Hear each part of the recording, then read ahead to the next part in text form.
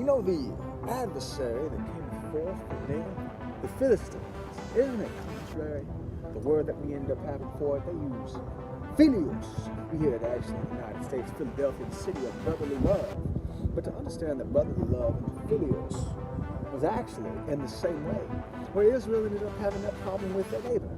The Philistines, you see, and this actually ends up changing after David, because when they conquer the Philistines, you end up having that they are united. Though they are still at war, and what we end up seeing is that we actually end up finding to where that kingdom starts to unite in all the tribes of Israel, so that you have that united kingdom in a time of peace. And then after that, it's almost as the same thing we see in the Romans, Pax Romana.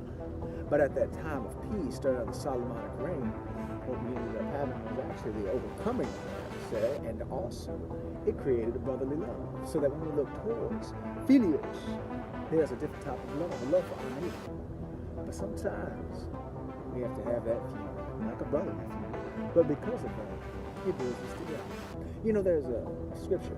It talks about Phileos and God, the way that Peter looks towards God, and the way that we also end up seeing Christ Jesus using agape.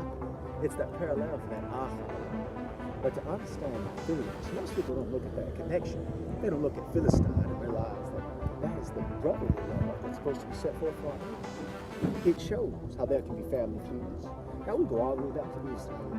If we look at Israel, we end up seeing Esau and Jacob. You know, when they end up having it even before that with Isaac.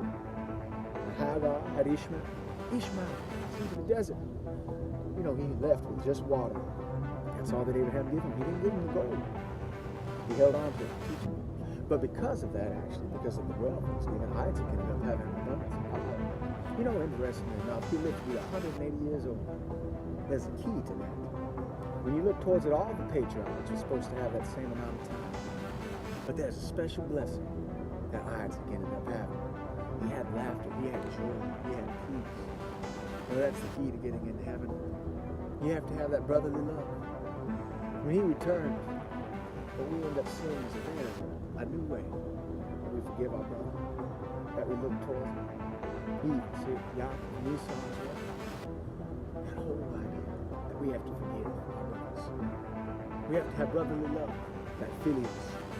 And when you have that agape, intangible, it builds forth a new way for you to receive God, to have his peace, the entirety of his shalom.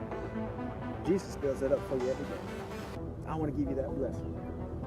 Have that blessing of Christ, the blessing of Jesus. I know that he loves you, cares for you, and he's going to open the doors for you, and he's going to give you immortality, unending life without end, for eternity with Christ. God bless. God bless America and us.